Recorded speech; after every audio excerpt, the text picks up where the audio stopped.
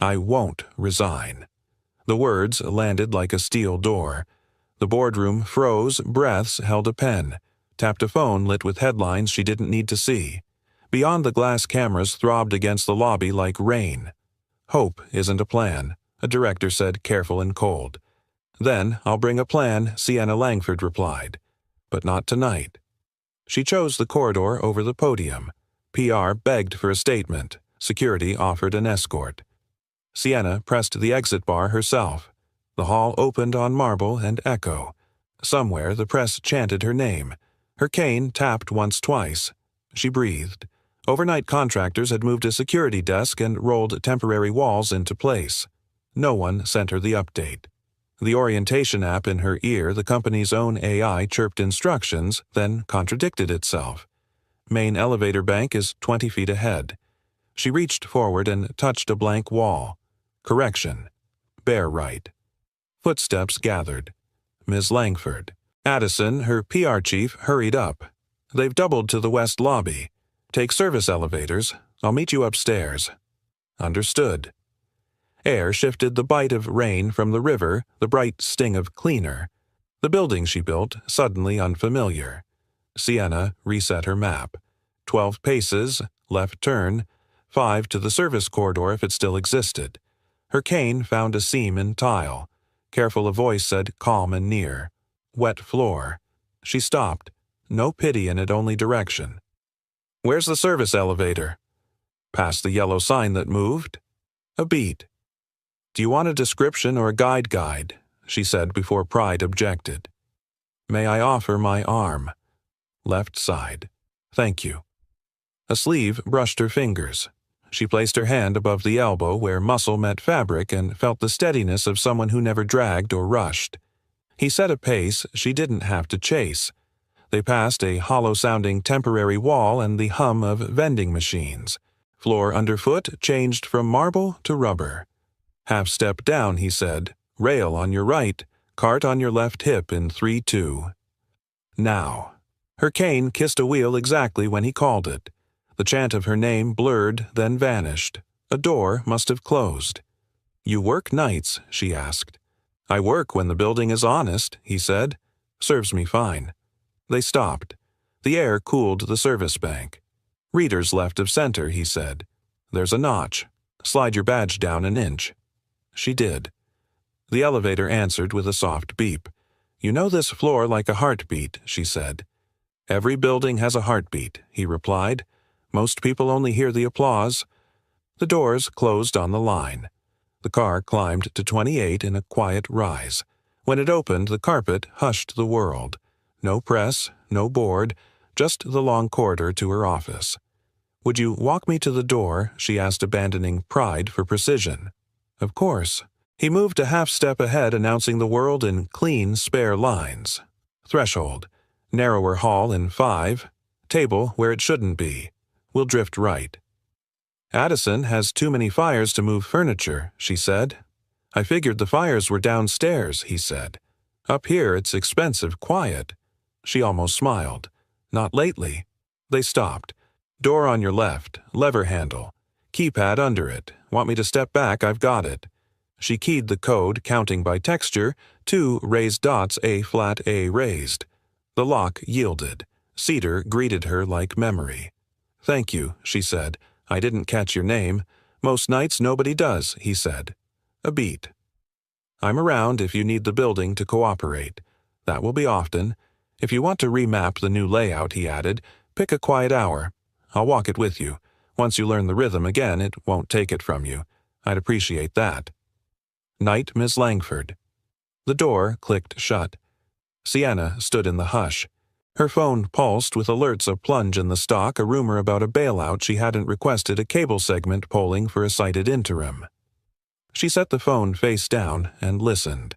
The AI in her ear apologized for earlier confusion and offered to draft a statement. She removed the earpiece. The silence felt smarter. Addison slipped in. You made it. I did. Press thinks you slipped through the loading dock, he said. They're gone. Morning will be rough. Schedule investor calls for 10, she said, and get me the post-contractor maps, the real ones. Also, a list of everyone on the night shift. The night shift. The building is alive, she said. I intend to listen. After he left, a cardboard tube nudged her cane. Architectural plans. She unrolled them, black lines on white paper as cryptic as stars. Useless to her eyes, priceless once textured. Tomorrow she'd fix that. Or she'd map the halls with the stranger's elbow. Her phone vibrated. A message from the board chair. We can reconvene at 9 if you want to reconsider. She typed, I do not. Good night. She set the phone aside and let the night speak, rain-ticking glass, a chiller humming 2 floors down, the elevator cable settling. She could trace the building by sound the way others traced by light. She opened a new note and titled it, What the Next System Must Be. She wrote, Begin with consent. Offer choices. Announce the world. Do not narrate the person. Never confuse volume with clarity. Never confuse speed with grace. She paused, hearing again his question. Do you want a description or a guide? 14 words that separated help from humiliation. There was a knock. Addison again, breathless. One more thing, who walked you up security flagged a badge off protocol. He walked me, she said. Protocol followed me. I should thank him, Addison said. You should pay him, she answered. And tomorrow we'll find who puts tables in hallways. He laughed. Yes, ma'am. He hesitated. They'll say tonight looked like weakness. Then tomorrow will look like direction, Sienna said. Good night.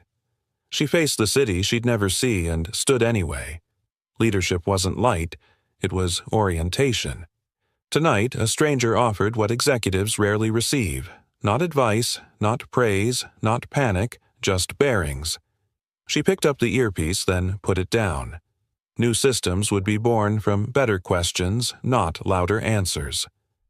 I won't resign, she said into the cedar and quiet. I will redesign.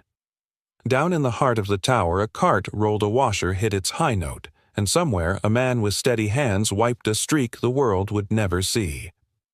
Sienna pictured the corridor by sound, the seam in tile, the hollow in the wall, the cooler air by the service bank, and made a promise she could keep. Tomorrow she would go where leaders almost never go, first the maintenance floor. Take me to the floor, people forget exists, Sienna said. Addison blinked. You mean maintenance? I mean the heart, she replied. 10 minutes later, the service elevator sighed them down past velvet lobbies and LED walls into the building's quiet lungs. The doors opened on concrete detergent and the soft clatter of carts. Fluorescents hummed in steady bars. Somewhere, a dryer thumped a rhythm like a tired heartbeat. Ms. Langford. Marcus Vance stepped out from a corridor with polished ease that didn't match the floor. Optics suggest briefings, not basement tours. Optics didn't help last night, Sienna said. Orientation will. Security protocols, he began. Our satisfied Addison cut in. Facilities cleared us. Marcus's smile was linen smooth. Of course. Still, your time may be better spent. Listening, she said. I'm spending it. He held his smile and drifted away as if offended air were furniture he could glide around. Addison exhaled what he hadn't said. Left 40 feet, Sienna murmured. Kane finding a seam, then the break room. Exactly, Addison said, caught again by how she mapped rooms without light. He pushed open a door. Voices spilled out, tired men joking about a busted buffer, a weather report that got the rain right for once, a kettle's click, and a child's voice, small but clear. Hi, Langford Assist, I'm bored. Sienna stilled. The company kiosk by the microwave chirped awake. Welcome to Langford Assist. For language, say English, Spanish, or other. English, the child said. Please confirm your employee ID. I don't have one. Please confirm your contractor ID. Silence. A chair scraped. I'm 9, the child offered, matter of fact. Error. I did not understand. Please confirm your, hey, it's okay. A man's voice, warm, familiar from last night. She's with me, 2 hours cleared with HR. The voice traveled toward them. Ellie, try asking for a story. I don't want a story, Ellie said. The lights are too bright. They make my head feel buzzy. Langford Assist can adjust building settings with the facilities login, the kiosk replied cheerfully. Please present credentials. See, Ellie said frustrated. It doesn't understand. When the lights flicker, I get the warning feeling. Aura, the man suggested gently. Yeah, and everyone talks too fast. Langford Assist is not a medical device, the kiosk announced. For health concerns, contact your provider. In an emergency, dial 911. Sienna stepped in cane tip, tracing the threshold. The break room quieted. Coffee stopped mid-pour. Good morning, she said. May I come in? Chairs shifted. Someone muttered, Is that? Addison answered, Yes, before it spun into spectacle. Sienna lifted her face to the room. I'm here to listen, not to inspect. The man set a cup down. The sleeve that brushed her fingers last night wasn't there, but the steadiness was. Ma'am, he said. Jack, she said, memory easing into his name. He paused, surprised that she remembered. Miss Langford. Is this your daughter? Sienna asked, angling her face toward the small breath she could hear. Yes, ma'am. Ellie. HR knows. School's out. 2 days sitter canceled, last-minute hospital bumped a checkup to tomorrow morning. We cleared it for 2 hours. Thank you for doing it right, Sienna said. She turned toward Ellie. May I sit? The child hesitated, then slid a chair out with a squeak. Sienna found it by sound and lowered herself, cane resting along her leg. I'm Sienna, she said softly. I run this noisy building. It seems our helper isn't very helpful. Ellie tucked a strand of hair behind her ear. It says a lot of things that don't help. What would help, Sienna asked. Talk slower, Ellie said, and don't make me say numbers I don't have. Those would help me too, Sienna said. What else? When I say, my head is buzzy, don't tell me about rules. Ask if I need the lights different, or if I want quiet. And maybe, tell people not to touch me when I'm scared. Sienna felt the room tilt not from pity, but precision. That is very clear, she said. Thank you. The kiosk chirped over bright. Would you like to hear today's inspirational quote, No, Ellie and Sienna said together? A line of laughter released tension without mocking its source. Langford Assist. Sienna addressed the kiosk. Lower voice 10%. I'm sorry, it replied, unchanged. I do not recognize your voice. Please present credentials. Jack stepped close, lowering his tone. I've got the supervisor pin. He keyed it in. The machine softened. Sienna tilted toward its new register. Accept feedback, children may interact. If a child voice is detected, switch to child-friendly prompts. Offer choices, no IDs. Defer disclaimers. Ask, do you want me to slow down? Ask, do bright lights bother you? Ask, do you want to sit quietly? Then fetch a person, input noted, the kiosk said. This device is not a Jack reached past and tapped mute. The room exhaled again. Jack Sienna said quietly, Last night you gave me a guide instead of a lecture. I needed that. Today I heard your daughter ask for the same thing. She's braver than I am, he said. Brave looks like clarity, Sienna replied, and you've both given me a lot of it. A supervisor approached, nervous. Miss Langford, ma'am, we're honored and all. We just don't usually have the CEO at your microwave, she finished with a small smile. I know. 2 requests move the flickering fixture over the sink to the maintenance log today. And please formalize the HR allowance Jack requested childcare emergencies happen. We should have a humane policy that is also clear. The supervisor nodded, relieved to have a task. Yes, ma'am. From the table, paper swished. I made this, Ellie said shyly. We were drawing before the machine talked too much. Sienna waited. A page touched her fingertips, crayon pressed into fibers, bold lines, and blocks. She couldn't see the colors, but she could feel the pressure where a child decided a corner should matter. Can you tell me about it? It's your building, Ellie said. Only the important parts. Here's the good stairs, they don't squeak. Here's the machines that buzz. Here's the light that's too much. And this is the door where Daddy says, half step. I put hearts on the places that feel safe. Sienna traced the wax ridges. You built a map that begins with safety. That's how I know if I can stay, Ellie said simply. Sienna held the drawing like a fragile compass. Around her, the room rearranged itself, a man twisting a mop so it didn't drip, a woman counting towels, a bulletin board with a crooked schedule. None of them were optics. All of them were the building. Marcus's cologne arrived before his voice. There you are. He spoke as if he'd found a lost key. We have a call with an analyst in 20. Perhaps we can— Oh. He'd seen the child, cleared with HR, Jack said calmly. Of course. Marcus set his smile to benevolent. Ms. Langford, the press will devour this if— Then we'll feed them something nourishing, Sienna said. A CEO visiting her staff. It's almost quaint. Investors want confidence, he said. They'll get it, she replied, from competence. He inclined his head, the gesture of a man who could not afford to openly disagree, and withdrew. Sienna rose hand light on the table. Ellie, may I keep your map? I'll have someone make a raised copy for me and a clean one for you. Ellie nodded, thrilled. Okay. Sienna turned to the room. We built a tool that knows the share price in Taipei before our own floor plan in Manhattan. That inversion ends today. If you have notes about what this building truly is, noisy corners, dangerous edges, routes that work, send them. I'll read every one, or I'll have someone I trust read them aloud. Eyes met, then dropped, embarrassed by attention, hungry for it both. She faced Jack. Thank you for last night. Thank you for today. Just doing my job, he said. You're listening, she corrected. That's more than a job. On the way back to the elevator, Addison whispered, that was something. That was direction, she said. They rode up. The doors opened on carpet and curated silence.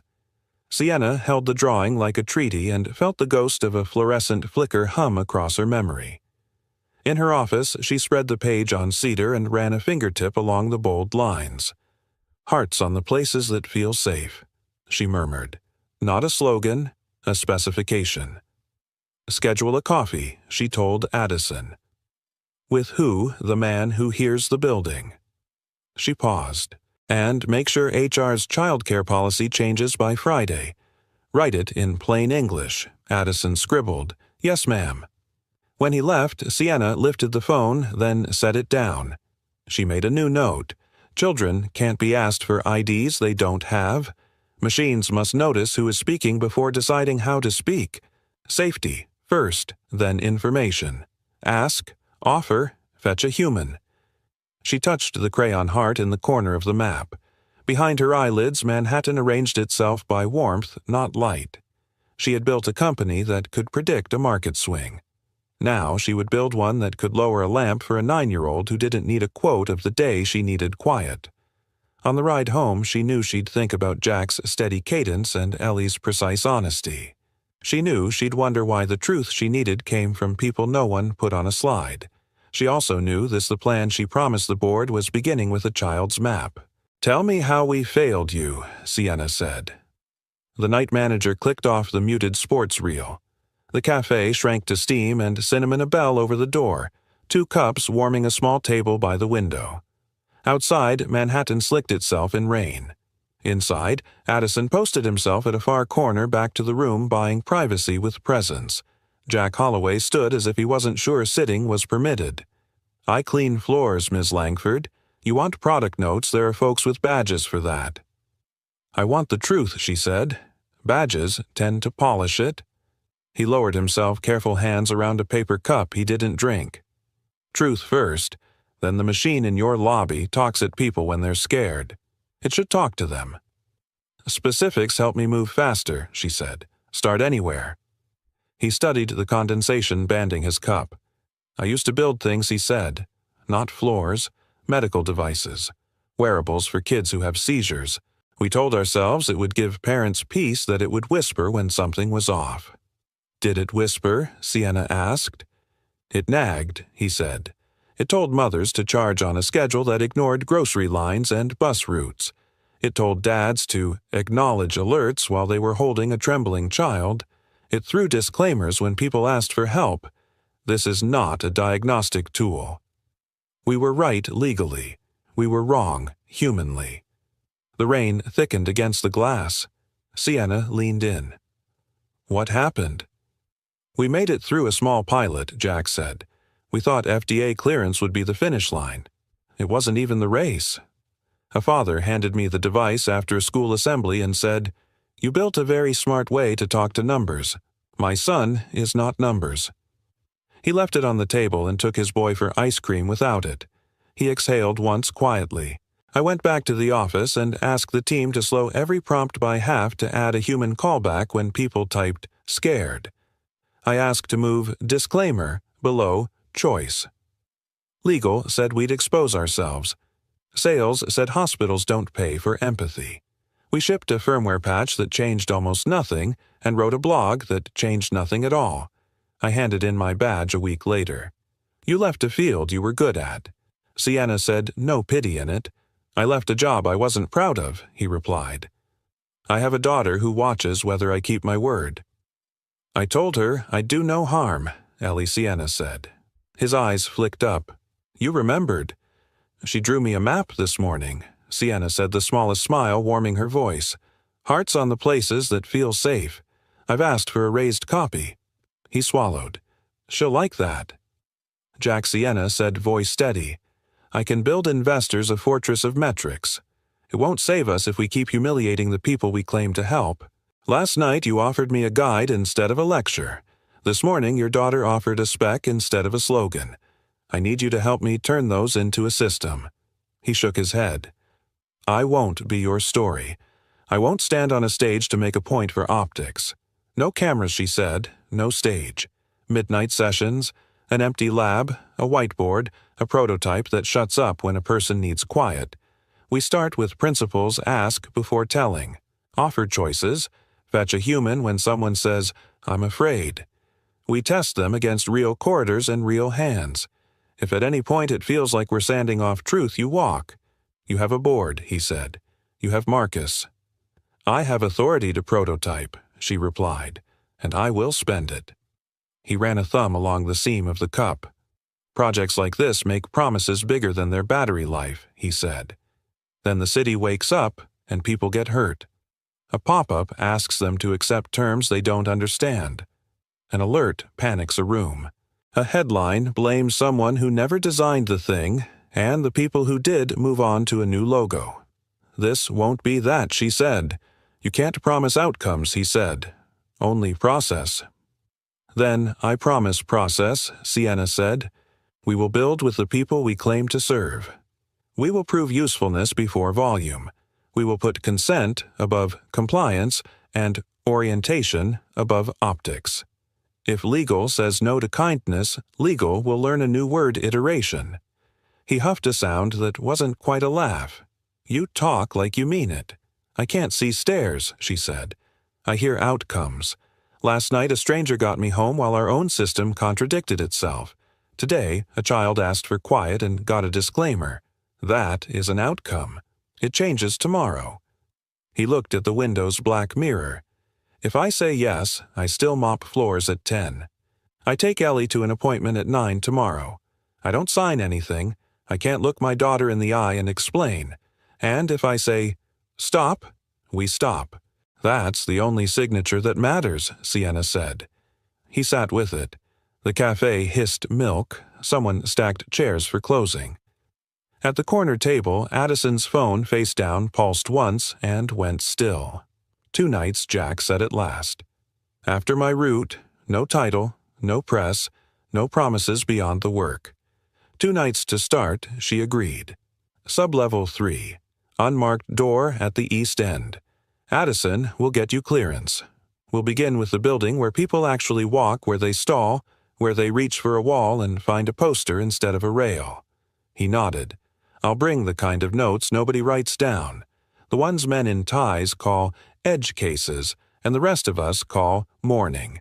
Bring Ellie's map if she'll let you, Sienna said. I want our first whiteboard to have crayon ghosts on it. She'll like that too, he said, and the first real warmth found his voice. It faded quickly. Miss Langford, If this turns into a thing with my name on it, Marcus will try to make me a liability.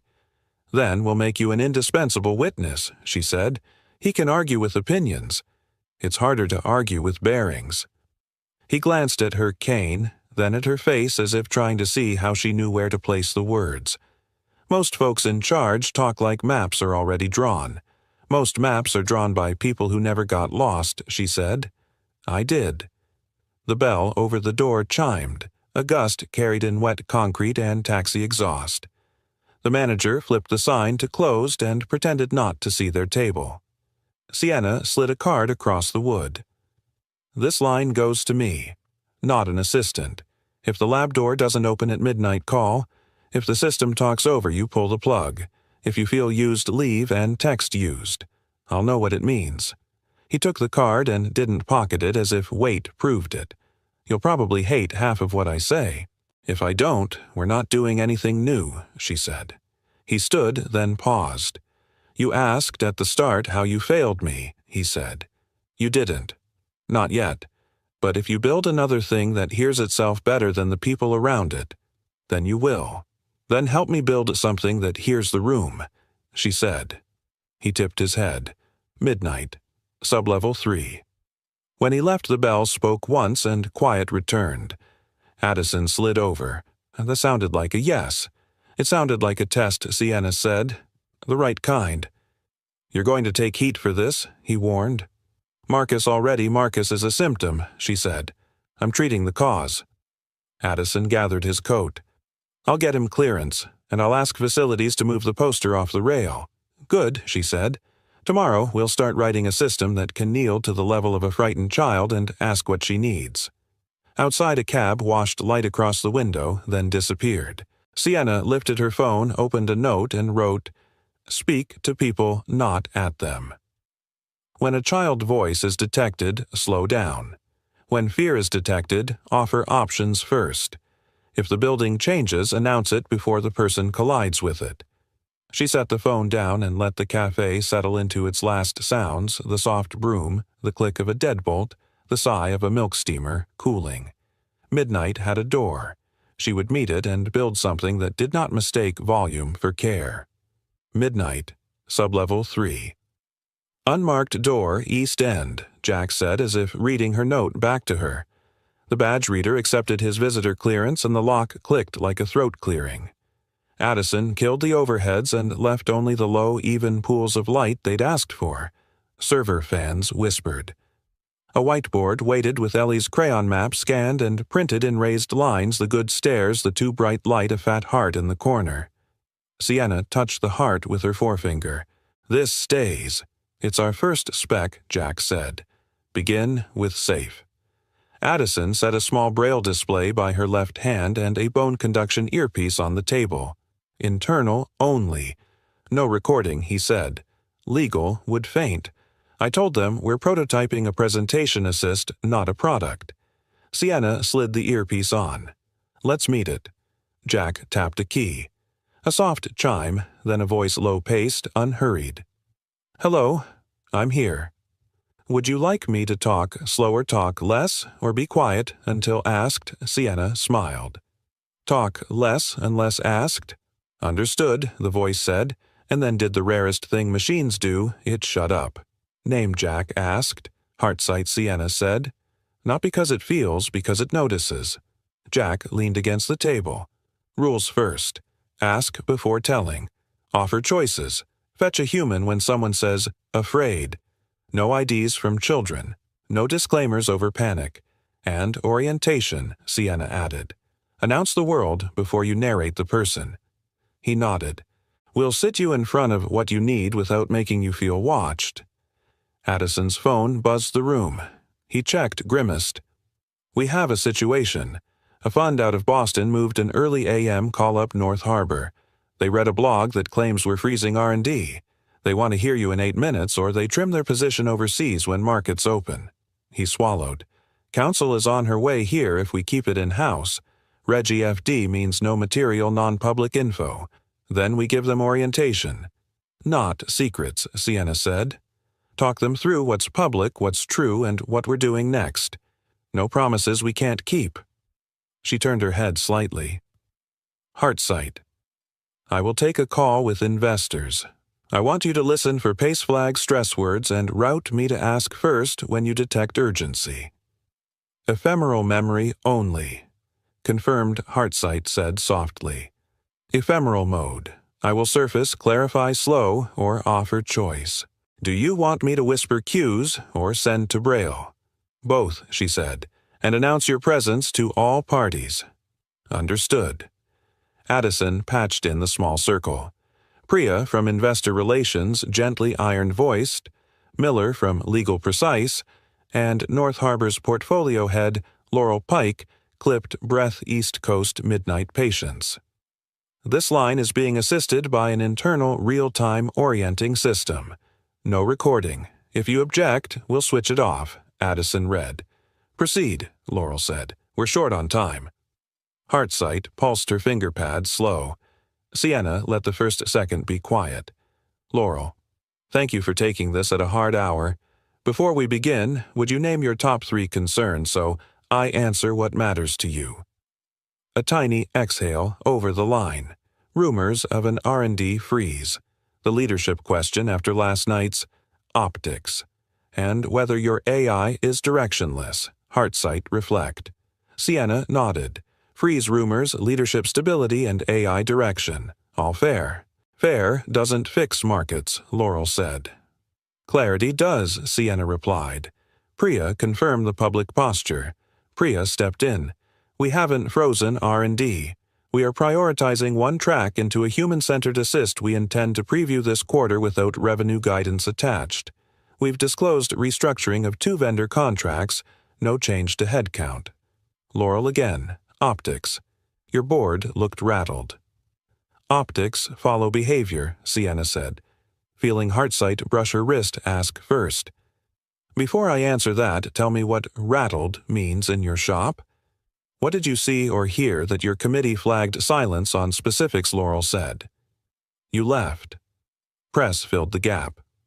Then let me fill a piece I can, Sienna said.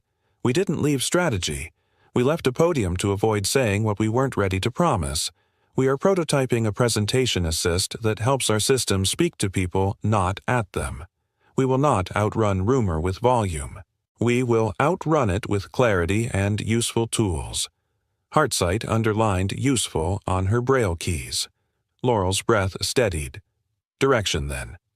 What does that look like between now and earnings Miller from Legal touched in? We'll keep to public facts. A guardrail, not a gag. Direction looks like demos, Sienna said. It looks like a system that when a child says, "My head is buzzy," offers quiet before it quotes policy. It looks like a system that announces a moved desk before someone finds it face first. We will show it to you inside our IR policy, and we will measure it against use, not applause. Heartsight, you may slow. Sienna dropped her cadence a half step. North Harbor values process, she said. So do I. We will build with the people we serve. We will ship only what helps when it helps. If we get an answer wrong, we will fix it and say so in plain English. Silence. Not the anxious kind. The committee kind. Laurel spoke softer. Marcus emailed some of us this afternoon asking for weekly reports on experimental activity in unbudgeted labs. He suggested governance concerns. Addison's jaw tightened. Heartsight flashed steady. Sienna kept her breath even. Governance is common sense under stress, she said. Here's mine. I will send the board a written cadence for prototype checkpoints with legal and IR present. Weekly, if requested. Under that, we will not allow rumor to dictate velocity. You will see the same demo the board sees as soon as it's appropriate. Appropriate, Laurel repeated. Consented. Useful safe, Sienna said. If any of those words wobble, we pause. Priya stepped in. Laurel, I'll schedule a follow-up with your team and council for a demo window that squares with RegFD. If you stay with us tonight, you'll have first look in that window. A longer silence. Then we'll hold, Laurel said. We sell when we smell spin. I don't smell spin. I smell a CEO who'd rather build than bluster. Send the window. Thank you, Sienna said. Sleep. The line clicked soft goodnights. Addison swiped his forehead with the back of his hand. That could have gone badly. It went the only way it could, Sienna said. We told the truth we're allowed to tell. Priya's voice came bright through the speaker before she hung up. Ms. Langford, that phrase "we won't outrun rumor with volume," that's the headline. Thank you. The line died. Hartsight spoke quiet. Would you like a summary of the call? 2 sentences, Sienna said. Investor named 3 concerns, freeze leadership direction. You answered with clarity, process, and consent. Offered a demo within policy. Increased trust. Suggested next step, send cadence to board. Schedule demo. Brief comms on clarity over volume. Jack let out a breath he'd been holding by pretending not to. It heard the room, he said. It didn't perform, Sienna said. It oriented. He half smiled. First time I've met a machine that knows the difference. Addison's phone buzzed again. Pre-market chatter just softened, he said, surprised. One of the Asia blogs changed their headline from "Chaos at Langford" to "Quiet Confidence." That's fast. Clarity travels, Sienna said. She turned toward the whiteboard. Let's capture what worked before memory makes it pretty. Jack uncapped a marker. Cue words that helped, he offered. Ask before answer. Reflect the fund's language back. Name legal guardrails without hiding behind them. Promise process, not outcome. And pace, Sienna said, fingers lightly on the braille keys that still hummed with the last summary. Hartsight, add a cue when a voice is clipped and urgent, suggest I ask for their 3 concerns. When a voice lengthens, suggest I reflect. Added, Hartsight said. Would you like an end-of-session reflection? Ask me, Sienna said. Do you want me to talk slower, talk less, or be quiet until asked? Sienna exhaled a laugh she hadn't permitted all day. Be quiet and proud. I don't have pride, Hartsight said. Borrow mine, she replied. Across the table, Jack watched the braille dots settle. You just taught a machine to wait its turn, he said. That's rare. For machines and men. She angled her face toward his voice. Tonight you built me a hallway I could walk without hitting a desk. Thank you. Night 2 tomorrow, he asked. Night 2 tomorrow, she said. With one change. She tapped Ellie's heart on the map. We move this from the corner to the center. Addison gathered cables. I'll draft the cadence for Marcus and the board, he said, dry. Weekly prototypes, legal and IR copied, no surprises. Send it, Sienna said, then go home. In the hush after the door shut, Sienna laid her palm on the raised print of a child's heart and the cool dots of a machine's summary. 2 different languages, same instruction. Begin with safe. Proceed with care. Speak to people. She took off the earpiece. The lab's hum returned fans, a distant elevator, the faintest rattle of an air vent. For the first time in months, the building sounded like it could be trusted again. The floor vote is not about optics, Marcus said. It's about governance. The quarterly board session had the weight of a verdict. Numbers sat in neat columns on tablets. The skyline glinted through glass. Council Miller arranged a stack of memos like coasters and did not smile. Priya, from Investor Relations, watched the clock. Addison took the end chair, ready to catch fires. Sienna sat straight cane-hooked under the table rail. Then let's govern, she said. The chair, Ruth Delgado, cleared her throat. We'll start with performance. Priya revenue down 3% quarter-on-quarter. Priya said calm and factual. Gross margin stable. Deferred revenue up due to contract renewals. Guidance unchanged. We've prioritized an assistive track. That shift is public. Public, Marcus repeated, tasting the word. He slid a printed blog across the table. What's also public chatter that our CEO is building prototypes at midnight with a janitor. Addison's hand tightened on his pen. Sienna didn't move. Chatter eats whatever we feed it, she said evenly. We will feed it results. Results require process, Marcus said. Process requires qualified staff, not a mop in a lab. We have standards for vendors' background checks, IP assignments, and clearances. Your helper has none. Visitor clearance granted, Addison said. Supervised, legal aware. Miller raised a palm. Legal is aware in principle of a presentation assist prototype. To protect patentability and trade secrets, disclosures are limited until filings are in place. That means we speak carefully today. Carefully, Marcus said. So, we can't say he's unqualified. He's not unqualified to have a voice. Sienna said, steel in velvet. He has lived experience. Our systems lack. Marcus leaned in, voice dropping to confidant pitch. Sienna, I'll say it without the polish. This is reckless. Our share price doesn't have room for a Cinderella story. Across the table, a director coughed. Another pretended to check email. Ruth laced her fingers. Marcus, we don't do condescension. State your motion. Motion 1, Marcus said crisply. Suspend all prototype work not staffed by approved personnel until audit and legal review scope. Motion 2, suspend the building employee known as Jack Holloway from access to any restricted area. Motion 3, require weekly written reports to the board on any experimental activity. Motion 1 slows our only track with momentum, Priya said. The market punishes drift. Motion 1 protects us from an avoidable headline, Marcus replied. Headlines follow behavior, Sienna said. Our behavior last night an investor call that stabilized a fund because we offered clarity and guardrails. Heartsight oriented the room without spilling secrets. Heartsight, Marcus repeated, pen tapping. Even the name is press bait. Ruth held up a hand. Enough branding commentary. Miller, what's our exposure if we allow supervised prototype sessions with a non-employee while filings are drafted?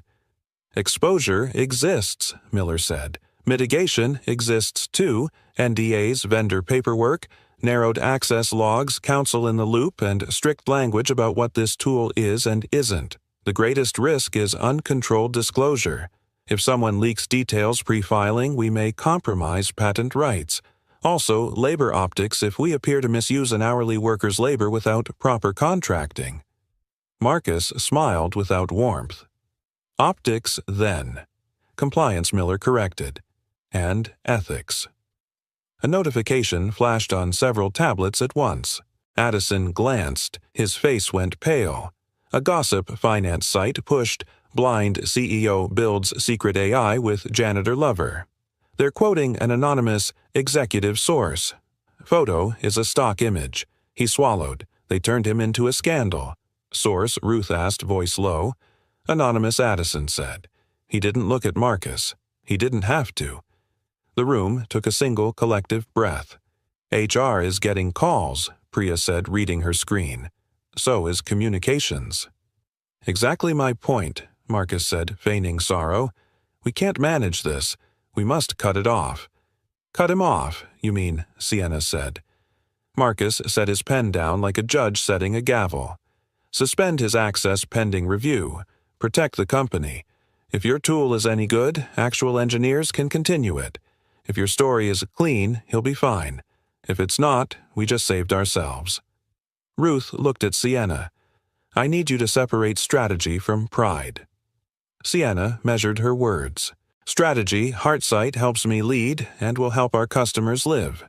It stabilized a key investor last night. It's designed with consent and orientation as first principles. It requires the input of people who navigate buildings without the benefit of a slide deck. She let the sentence land. That includes Jack.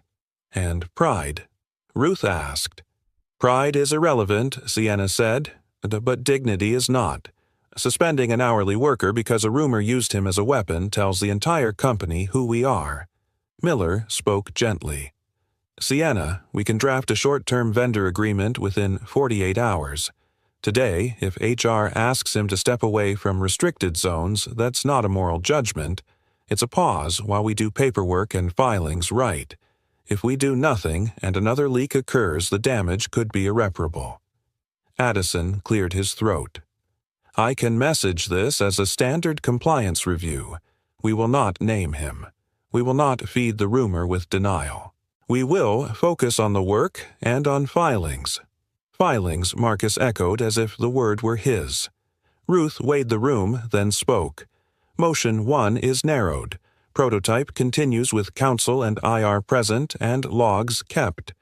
Motion 2, HR temporarily pauses. Mr. Holloway's access to restricted areas pending vendor paperwork and NDAs to be completed within 2 business days. Motion 3 weekly prototype updates to this board with Miller and Priya copied. All in favor, hands rose reluctant but real. Sienna kept hers down. Opposed, Ruth asked. 1, Sienna said. Noted, Ruth said. Motion carries. Marcus allowed himself a tiny exhale that hoped to be a smile. Addison Ruth continued, You will prepare a statement for internal eyes only. We're standardizing prototype process, no drama. Priya, you steady our investors. Miller, you coordinate filings and agreements. Sienna, you lead the work within these guardrails. Marcus, she paused just long enough for attention. You do not brief the press on or off the record on anything related to this prototype. You will route inquiries to communications. That is not a suggestion. Color rose and fell on Marcus's cheekbones. Understood, he said with an innocence he did not own. The meeting adjourned. Chairs scraped, tablets snapped shut. Sienna stood without looking at Marcus. Addison fell into step beside her. I'm sorry, he said. About the rumor, she asked. About the pause, he said. He'll think we betrayed him. We didn't, she said. We delayed him. Her phone vibrated. HR per board instruction. Mr. Holloway's badge access to sublevel 3 is paused pending vendor paperwork. Effective immediately. We will notify when onboarding is ready.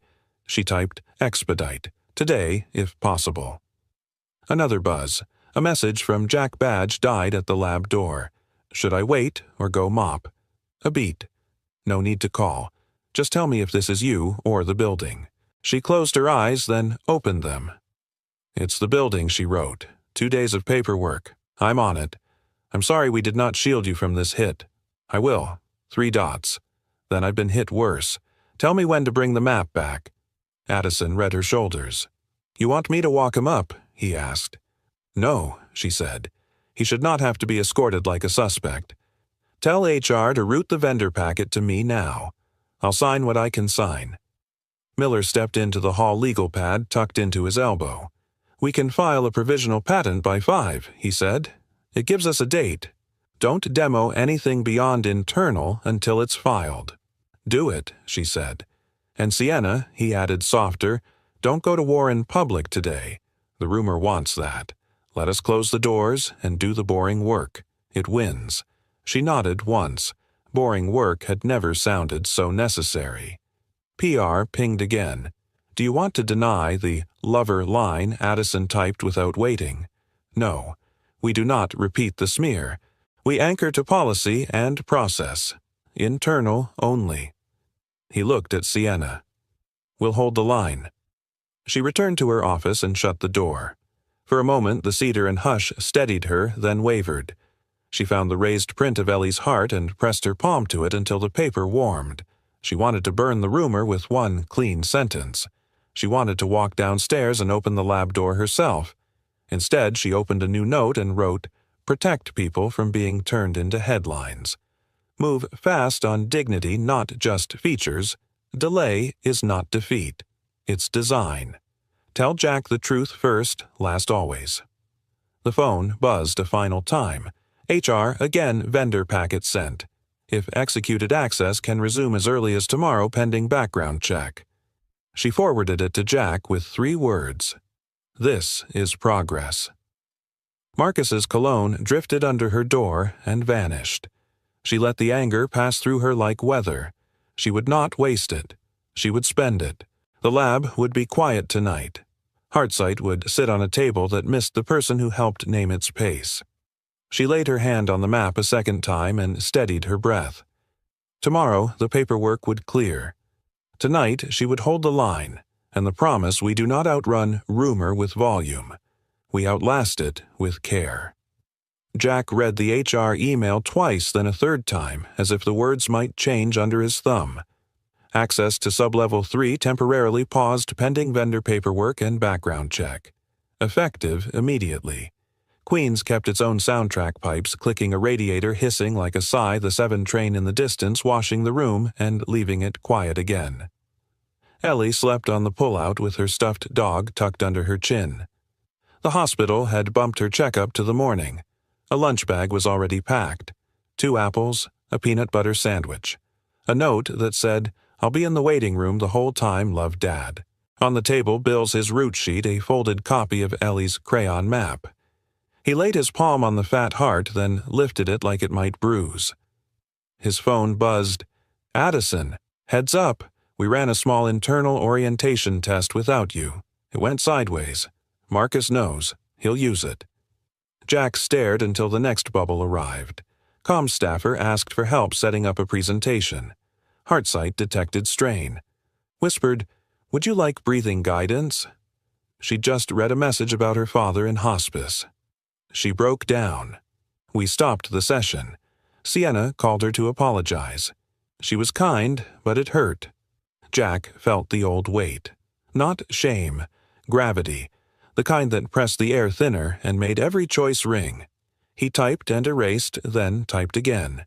"Did we label her no labels?" Addison replied. "But we offered the wrong first move. We guessed. We guessed at someone's pain." Jack looked at Ellie and at the map and at the email, freezing his badge like a lock he'd earned. He remembered the father with the ice cream. He remembered the day he laid his badge on a table and chose a mop over a clever harm. He opened a new message to Sienna. "Maybe you should stop." His finger held over send. If he didn't send it, they might keep going and hurt someone else. If he sent it, he was the man who told the only person who listened to go quiet. He sent it. The dots blinked. Then nothing.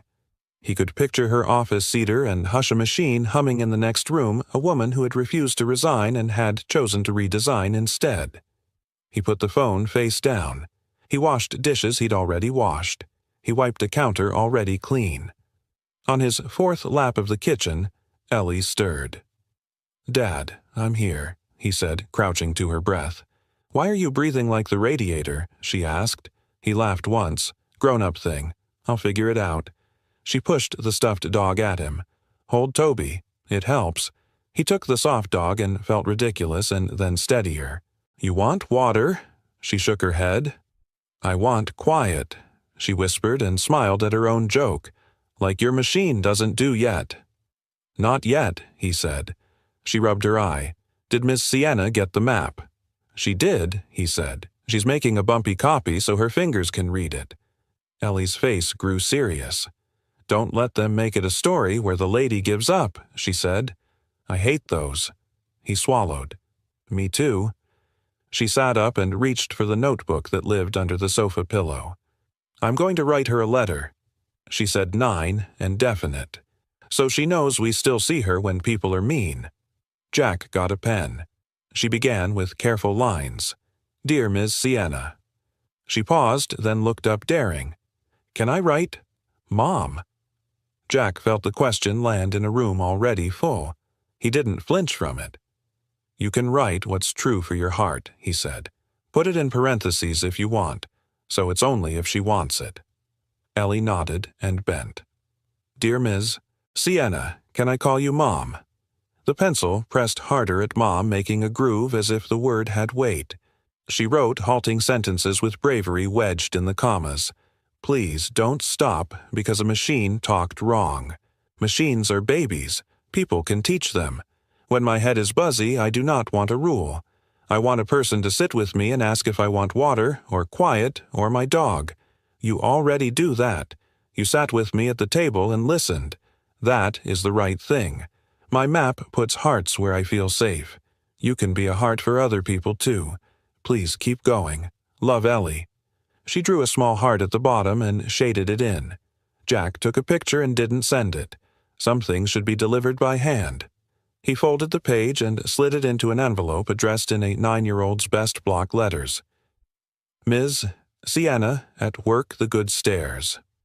Can we bring it tomorrow? Ellie whispered, eyelids falling. We can try, he said. When she slept again, he stepped into the hallway. The building smelled like old paint and fried onion. He let the cool air take heat out of his face. His phone buzzed in his palm. Sienna. We offered comfort when we should have offered choice. I'm sorry. I'm getting our arms around the rules. I read your text. If you say, stop, I will. I will not argue. He leaned against the wall, feeling the plaster give a little. His thumbs hung above the keys. Jack, you promised me process. Keep that promise or stop. Those are the only two doors I know how to walk through. The reply was quick. Process. I've written the first stop phrases. If anyone says afraid, overwhelmed, or I can't right now, Heartsight will shut up and fetch a person. No helpful guidance, no naming, no guesses. Quiet first, then options. He exhaled. Good. Add grief, my father, my mother, hospice. Done, she wrote. Then another line. I cried. Not because we got caught, because we hurt someone with a thing I brought into a room. He stared at the words. He tried to imagine the last time a boss had sent him a sentence like that. He could not. Then use the tears to clean it, he wrote. And get me the vendor paper. I'll sign. I'm not asking for a stage. I'm asking for a lever I can pull that keeps a bad moment from getting worse. It's in your inbox. I told legal to prioritize it. HR says if your background clears fast, badge restores tomorrow evening. He looked at the sleeping shape in the next room. Tomorrow evening, he said aloud as if the radiator needed the schedule. The phone buzzed again, a different tone. A screenshot from Addison. Marcus had forwarded the incident summary to two directors with a note. This is what happens when you build with sentiment instead of science. We need adults in the room. The timestamp put it minutes after the staffer had stopped crying. Jack felt anger clean and cold. He wrote to Sienna. Tell your board I'm not the problem in the room. Guessing is. If they want adults, tell them adults say, we were wrong, and change a setting. I will, she wrote. Thank you for not throwing the whole table across the room. He smiled in spite of himself. I used to do that. It just breaks tables. He slid down the wall to the floor and let his head rest back. The hallway light hummed. The letter sat on the table like a small bright weight. He pictured Sienna's office, her palm on a raised heart, a machine that could finally learn to leave space for human breath. His phone vibrated one last time. Sleep, if you can, Sienna wrote. Tomorrow I'll be at the east end of the downtown platform at midnight. If your badge is live, we build. If it isn't, we walk the station and write another map. I am not quitting. Not while the building still talks. He typed 2 words. I'll come. When he went back inside, he taped the envelope to the front of the lunch bag. He placed Toby by Ellie's arm. He stacked the bills he could not pay yet and put the map on top where he could not miss it. He lay down on the couch with the radiator's steady breath for company and let the night be what it was, not an enemy, not a friend, just a long hallway that, if you listened, would tell you where the half-step was. Across the river in a cedar office, a woman wiped her face, saved a document called Stop Words, and wrote 3 lines on a fresh page. Ask before you assume. Silence can be service. We will not teach a tool to guess at grief. She pressed her palm to a paper heart until it warmed. The badges still red, Jack said. So we map. Midnight made the downtown platform sound hollow and honest. A gust came up the tunnel like a warning. Tiles breathed cold back at the heat of the rails. Sienna's cane found the ridged pavers at the edge, the little domes that say, "Stop to the feet of anyone paying attention." I don't need a lab to learn, she said. They moved along the wall, counting pillars by touch and echo. Jack's voice sketched the station in clean strokes. Bench in 4, pillar in 6, trash can where a bench should be. Add panel juts 2 inches hip height. Edge gap is wider by the 3rd door when the C-train pulls in. Stop words for steel, Sienna murmured. If the world were software, we'd ship a patch for this gap. Tonight we can ship awareness, he said. Her phone buzzed in Addison's tone. She put it on speaker. You're on the platform, he asked. We are, Sienna said. And we're working. Good, Addison said. I have 2 notes. First, legal filed our provisional patent at 5. We have a date. Second, he exhaled a rival outfit, Redwood Dynamics, filed a provisional within the hour. Title is Adaptive Empathic Orientation Layer for Human-Machine Systems. IP flagged similarity. Their outside counsel is a firm Marcus has used personally. Sienna held steady. Names on the Redwood filing. No inventors listed in the public docket, Addison said. Provisional. But the correspondence email. I can't prove it's Marcus. It's a generic intake. Miller says it doesn't matter until non-provisional. But it matters to the story. It matters to the room, Sienna said. Does the board know Miller will brief Ruth at 8, Addison said. He thinks Redwood is a scarecrow. If we keep building and our provisional holds, we're fine. Jack was quiet. Then, unless they beat us with noise. Noise doesn't build trust, Sienna said.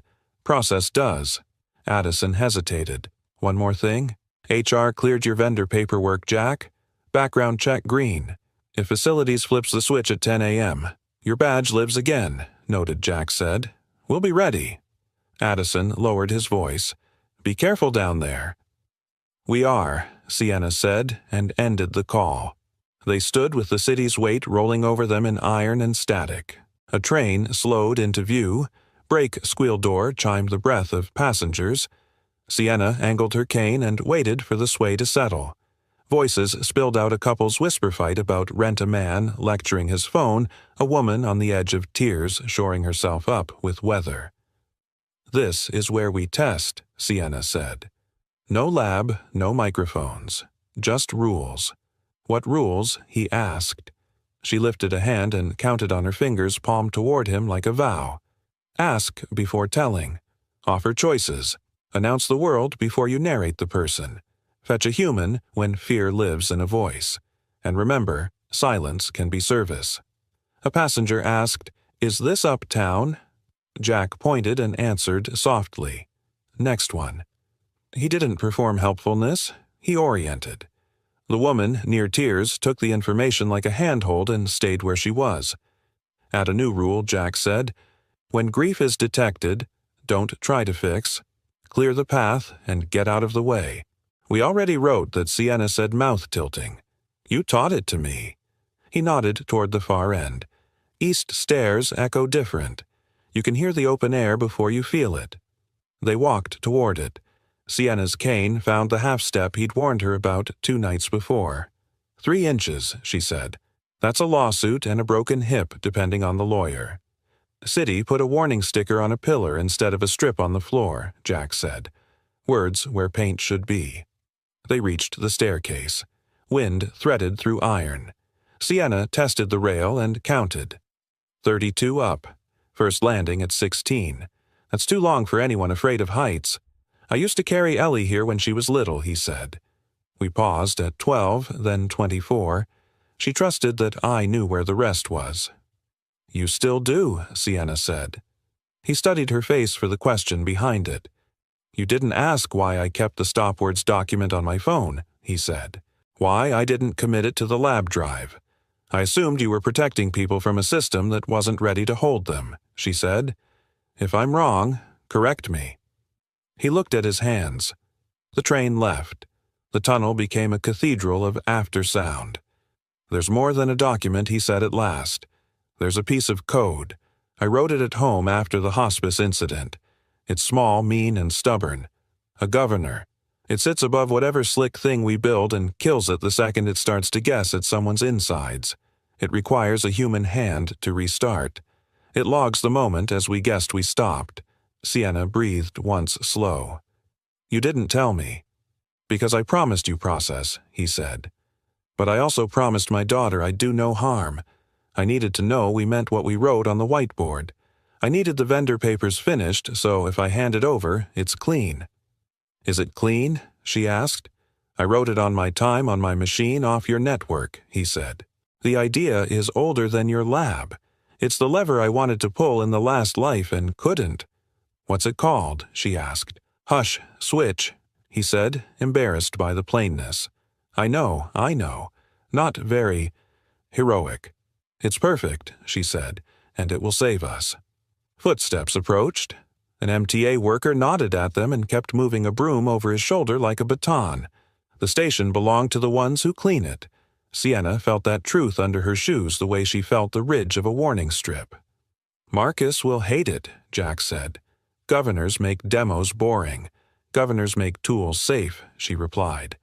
"And we are building a tool, not a press release." The one train roared through without stopping. They stood in its wake, hair-stirred coat hems tugged. When the rush passed, Sienna lifted her chin. "We bring hush switch into heart sight. We build redundancy. If it trips, it tells the person, 'I'm going quiet now,' and fetches a human. No drama, no jargon. It will generate one line of copy. I heard a word that deserves a person." Jack's shoulders loosened just enough to show how tight they'd been. "I can deliver it at 10:01, he said. "With tests." "We'll test it against the worst of us," she said. "Stress rumor, fatigue, grief. If it fails, we don't ship. If it works, we go to the board with something that refuses to be clever at a human expense." He leaned on the rail. "Redwood will race us to the microphone." "Let them," she said. "Our patent clock started. Our process started before that. We'll stand in front of a room and show a system that knows when to stop talking. If Redwood can show the same, the world is better for it. If they can't, the room will know." He considered that and smiled, small and real. "You're dangerous when you're calm."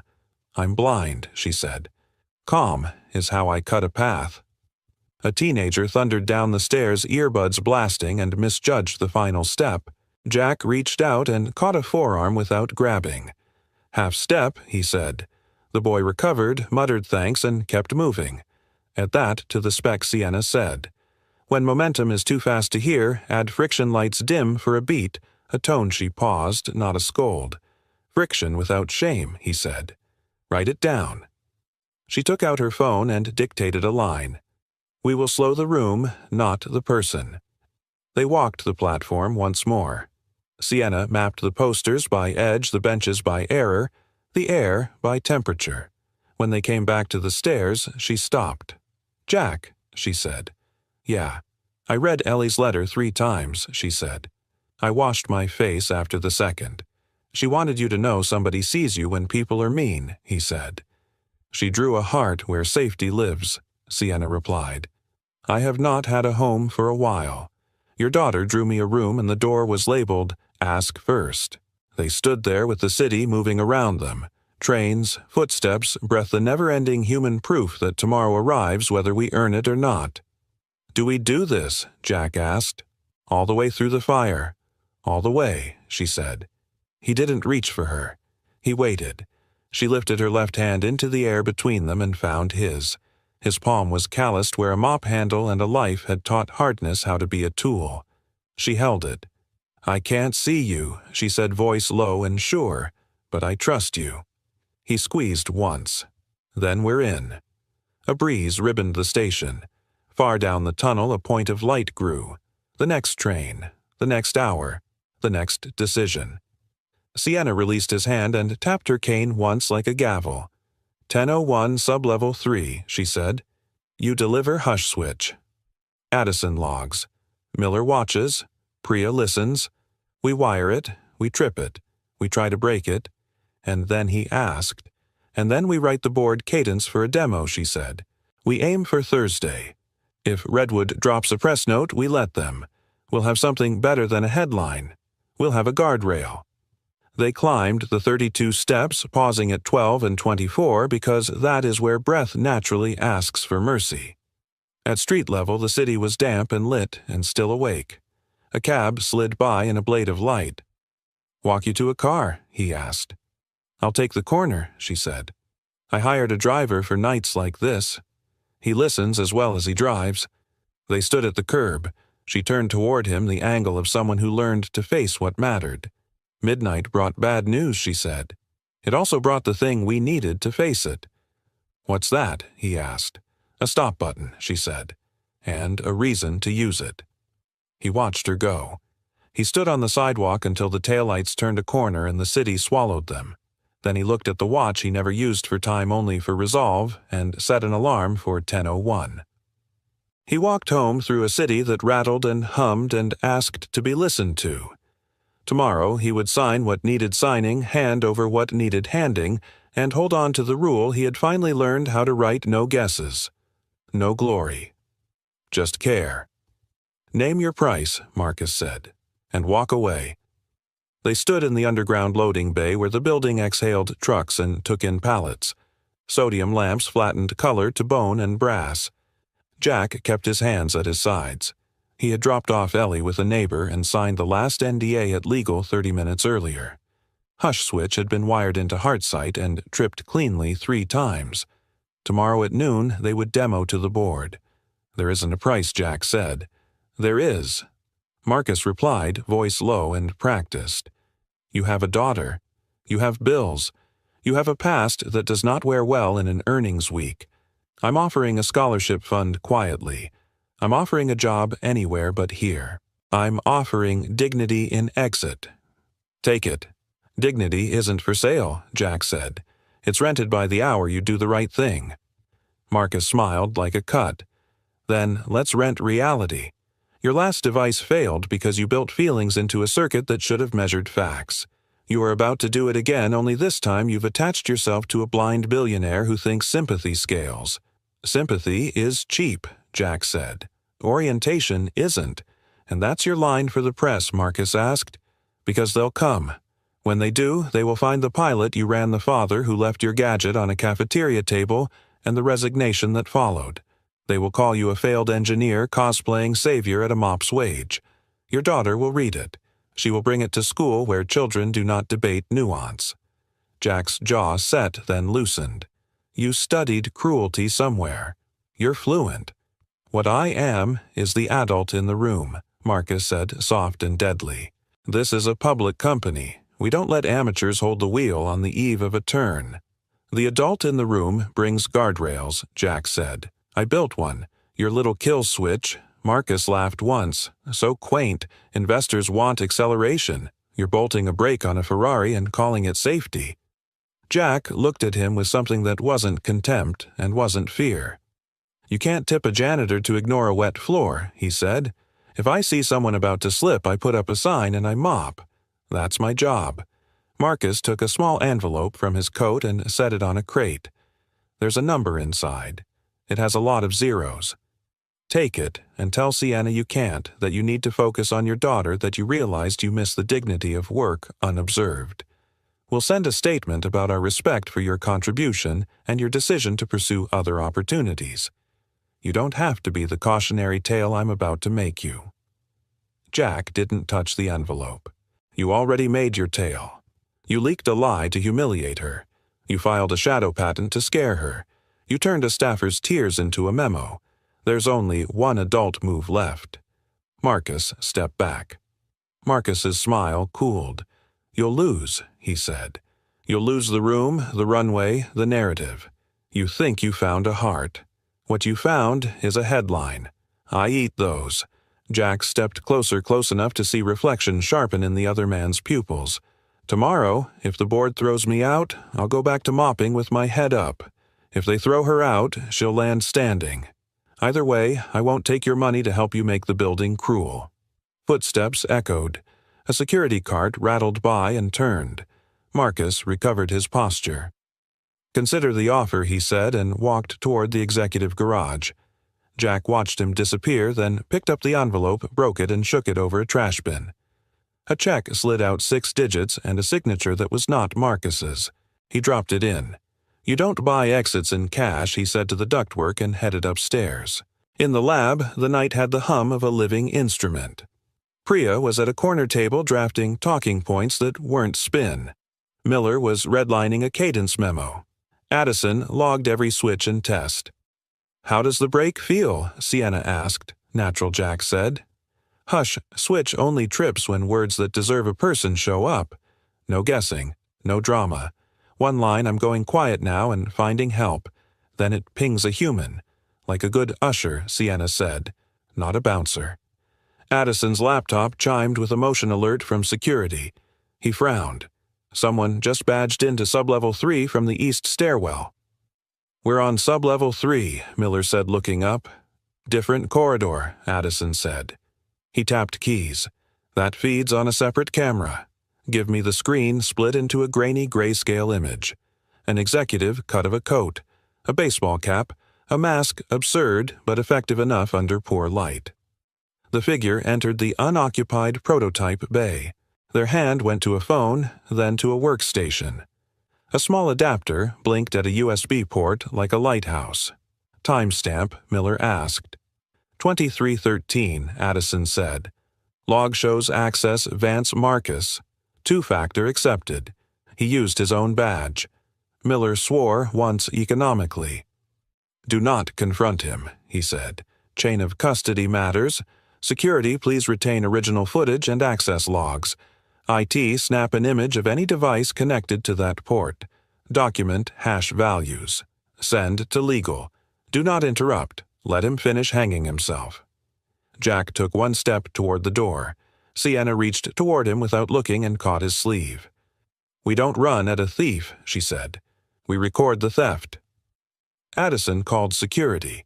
The captain answered on first ring, already watching. We have him, the captain said. We're logging everything. He's not taking code. Your systems are locked down. He's taking photos of screens. He's also holding up a printout to camera as if to show the world he's auditing. Cute. Do not touch him, Miller repeated. We will handle this in the morning with HR and the chair. If you stop him, he claims we staged it. Copy, the captain said. We'll tail him to the exit, note the time, and hold the footage. On the feed, the masked man tilted his head toward the lens, a theatrical little nod, then left the bay. A moment later, the access log pinged exit. The camera watched a shadow become a coat, and the coat become a badge swipe. Who's Redwood's outside counsel? Priya asked, too calm. Miller named the firm. Priya's mouth thinned. Marcus's alma mater sends associates there. He'll claim a neutral introduction. He'll pretend he's the grown-up again. Tomorrow he doesn't get to pretend, Sienna said. We'll go in with a break we can prove a prototype that refused to be clever when it mattered, and a chain of custody that shows who wanted noise more than safety. Addison exhaled. You should know he cornered Jack in the loading dock. Tried to buy him off. 4 heads turned to Jack. He gave them the short version. He left out the numbers. He kept the line that mattered. You can't tip a janitor to ignore a wet floor, he said. Miller's mouth twitched. I may borrow that for closing argument no one ever hears. Sienna's hand found the raised heart on the desk. Jack, thank you for not taking his money, she said. You can thank me by making sure a machine never talks over a crying person in our name again, he said. Break stays. Break stays, Sienna agreed. She lifted her phone. Ruth, she said when the chair answered. We have a situation, and we have evidence. Tonight someone used their own badge to enter a restricted bay and photograph our prototype screens. Security recorded it. IT logged device IDs. Legal is preserving chain of custody. I'll send you the package before sunrise. Tomorrow I will demo a system that knows when to stop, and I will request we address board conduct in executive session. Ruth's voice carried fatigue and flint. Send it, she said, and Sienna. Sleep 3 hours if you can. You'll need them. Sienna ended the call and faced the team. We do not leak, we do not rage. We do the boring work right. Then we show the room what we built. What did we build? Priya asked, testing the answer for headlines. A way to put a human hand back on the wheel, Sienna said. A way to make machines step aside. Good, Priya said. That fits on one card. Addison forwarded the security bundle to legal and locked the folder. Jack took a copy of the vendor packet signed, scanned, lined. The lab calmed around them, returning to its pulse. Sienna turned toward Jack. Did Marcus threaten to drag your past through the street? She asked. He tried, Jack said. He thinks shame is leverage. He'll learn that truth is heavier, she replied. If he flings your past, I'll stand next to it and say that's why we built the break. Jack nodded, not grateful so much as aligned. Then let's earn it. They ran one last test. Heartsight listened and waited. Sienna said I can't right now, and it went quiet, fetched a human, and delivered the single line they had argued into shape. I heard a word that deserves a person. I'm getting one. They just listened to the quiet a second longer than necessary to remember why it mattered. On the way out, Jack paused at the lab door. Tomorrow is the fire, he said. Tomorrow is the room, Sienna answered. We'll light our own torch. We won't burn anyone with it. They stepped into the corridor where the light softened and the floor knew their weight. Addison killed the overheads. Miller gathered the printouts into a clean stack for the chair. Priya tucked her card with 3 lines behind her phone case. In the executive garage, a black sedan idled where the air smelled like rubber and rain. Somewhere above ground, Redwood lawyers drafted adjectives. Somewhere below, an elevator cable sighed and settled, ready to rise. Jack set an alarm for dawn, another for noon. Sienna touched the raised heart on the lab print one more time and let her hand fall. See you in the morning, she said. In the room, Jack said. The room is on the record, Ruth said. Proceed. The hall brimmed with phones, legal pads, and a hum that knew headlines when it heard them. Cameras clustered at the back behind a velvet rope. Counsel sat front row aisle. Priya flanked a lectern dressed in nothing but a small logo. Addison watched the soundboard like a pilot. Sienna stepped to the center of a long table cane resting by her left knee. Good morning, she said. I promised a plan. Marcus rose before she could continue. Before the theater, he said smoothly, one governance matter. Our CEO has been conducting midnight experiments with an unvetted building employee. That prototype produced a staff incident. I moved to suspend any further activity until adults, engineers, and council control it. A murmur ran the length of the row. Cameras tilted forward. Sienna lifted a hand. 2 points, she said evenly. 1, the building employee, Mr. Jack Holloway, is now a contracted vendor. Paperwork complete. 2, the incident taught us where to place a guardrail. We installed one. Marcus smiled into his tie knot. You mean your break? I mean a governor, she said. You'll see it now. Ruth rapped once. Show us, Ms. Langford. Then we'll address motions. Sienna turned her face toward the room. This demonstration respects law and privacy. It will show orientation, not diagnosis. If the system hears a word that deserves a human, it will stop and fetch one. If anyone in this room says, I can't right now, the system goes quiet. We begin with consent. If you object to an assistive voice in this hall, raise your hand now. No hands. A few reporters exchanged looks and hit record. Sienna slipped on a bone conduction earpiece. A small braille display sat under her fingertips. Heartsight, she said. Announce yourself. A low, calm voice through the speakers. Hello. I'm here. Would you like me to talk slower, talk less, or be quiet until asked? Talk less unless asked, Sienna replied. The room absorbed the line. Understood, Heartsight said, and hushed. Investors want direction, Priya prompted lightly. Direction begins with what we will not do, Sienna said. We will not guess at grief. We will not talk over fear. We will not ask a child for an ID she doesn't have. She rested her palm on the table. Now what we will do. Addison set aside 3 phrases in large plain text. Ask before telling, offer choices. Fetch, a human heartsight listens for pace stress words and requested options, Sienna said. It surfaces cues to help a human ask the next right question. She nodded to Priya. Give me a high-pressure call. Don't script it. Priya's voice shifted into a clipped shorthand investors knew. R&D freeze leadership churn direction. The braille keys under Sienna's hand pulsed, clarify, slow, reflect. Name your top 3 concerns, Sienna said calmly. We'll address them in order. Her cadence dropped half a step. Now our R&D has not frozen. We are prioritizing this orientation layer. Leadership is stable. Direction is measured, consented, and demoed. Today. She let the word land, not loud, simply placed. Polite nods. Several cameras lifted, then steadied. "Break," Ruth said. "Show it." Addison stepped to a second mic and said, flat, as a test tone. "I can't, right now." Heartsight came on. I heard a word that deserves a person. "I'm getting one." Then silence. No apology. No extra. A door near the aisle opened. A staff member approached with a hand raised in quiet signal. The room witnessed a machine step aside without drama. A reporter in the third row mouthed, "Wow." Sienna turned to the board. "We built a stop button on purpose. If that costs us applause, it buys us trust." Marcus rose again, voice silked for television. "Trust also requires judgment, and judgment says your vendor's past makes him a liability."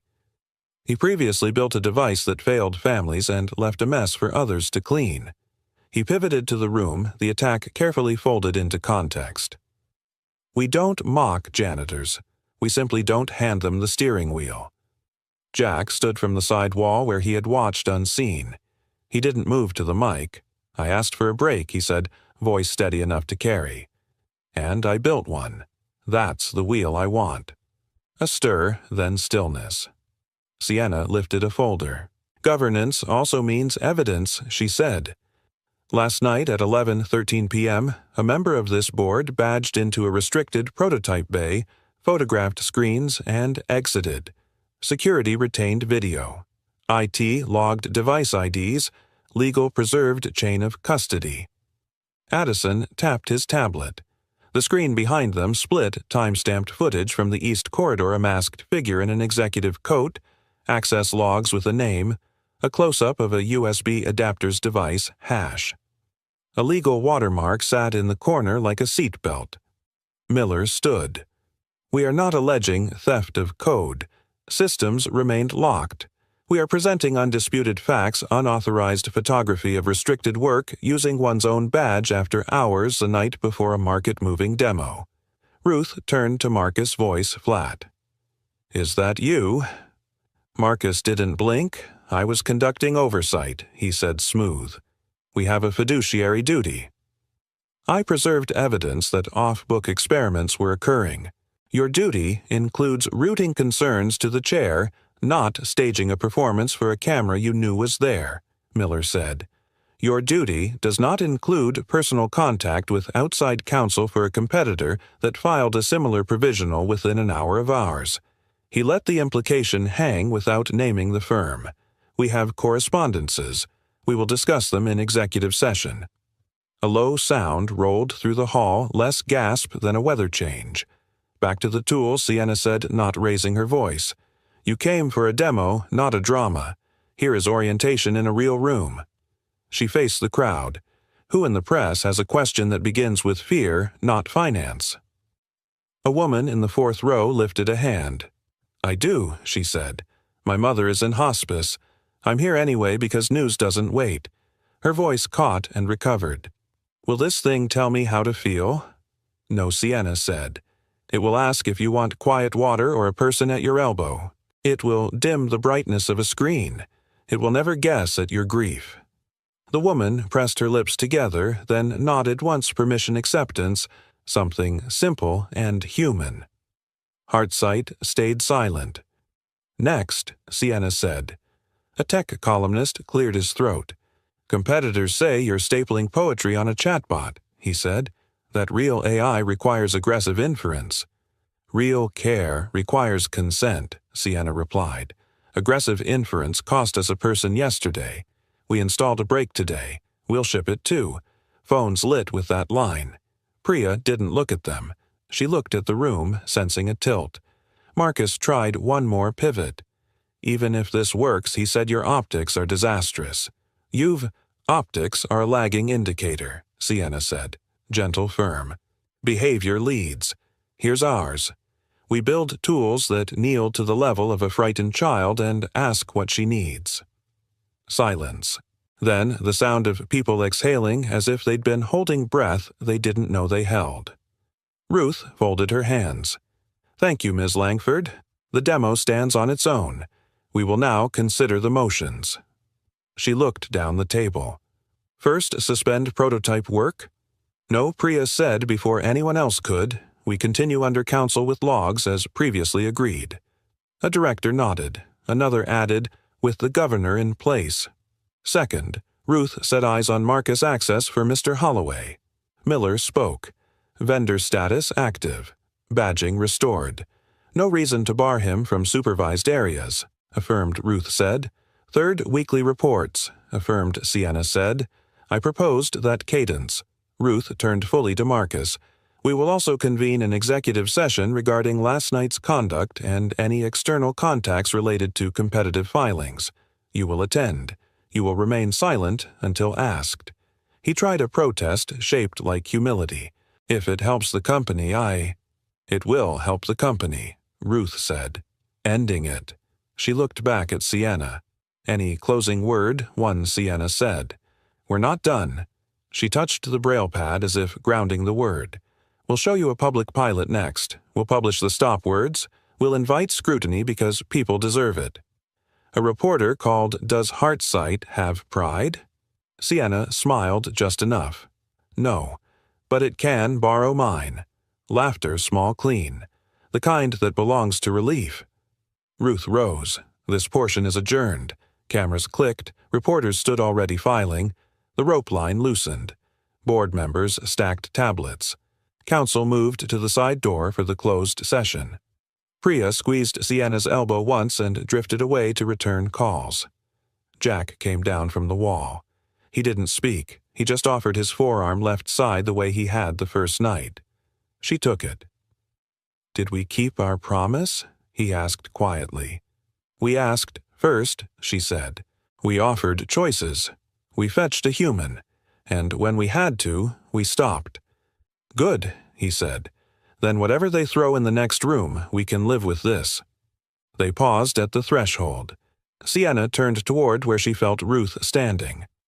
Madam Chair, she said, we will meet you in executive session. Ruth's answer was Flint and kindness together. Bring your governor, she said. We may need it. Sienna smiled, small certain. It trips for words like afraid, she said. If the room earns it, we'll use it. They walked into the side hall. Behind them, the main room exhaled and reset. Ahead, a door closed softly on the noise of cameras and opened on the harder work of accountability. 9 billion. All cash. Close in 30 days. The room held its breath. A fund representative rested 2 fingers on a leather folder as if it were a detonator. Screens behind him glowed with graphs that pretended not to be theater. Ruth Delgado watched without blinking. Priya sat angled forward. Miller's pen waited over a legal pad. Addison stood by the door, ready to usher calm if anyone tried to sell it. Sienna touched the edge of the table cane tucked along her chair. Helix Systems buys people, she said. We build for them. Helix's man smiled. We also build, and we scale. You've proven a noble concept. We guarantee it doesn't get stranded inside a single company's philosophy. Noble concepts don't lower a light for a frightened child, Sienna replied. Tools do. We've shipped one. He opened the folder. Global distribution, worldwide support staff, stock options for your team, a foundation in your name to make everyone feel good. Take the win. Ruth held up her hand. You've made your offer, she said. Let us speak among ourselves. Helix slid a card across the table and left with perfect confidence as if money were gravity. Silence was allowed 5 seconds. Then Priya spoke. We don't starve for cash, she said, measured. But this number moves boards. Miller added, they can't compel a sale. They will, however, court stockholders. If the board recommends against, we must show a forward plan that is not wishful. Sienna nodded once. Then let's put the plan on the table. She turned to where Addison had prepped the simplest slide she owned, 4 photos and 3 lines, nothing fancy. Photo 1, a transit kiosk in Portland that dimmed on request and read routes at a human pace. Photo 2, a community clinic in Cleveland where a nurse pressed a button and the screen hushed while she took a patient's hand. Photo 3, a library in Boise where a teenager checked out a laptop and the device asked her softly if bright screens made her dizzy. Photo 4, an elder center in Queens where Ellie showed a volunteer how to tap quiet when the room felt too loud. Beneath them, ask before telling. Offer choices. Fetch a human. We published the stop words, Sienna said. We licensed the break. We pledged not to guess at grief. The result is not just press. Municipal contracts, health systems pilots, insurance partners waiving punitive fees when machines know when to step aside.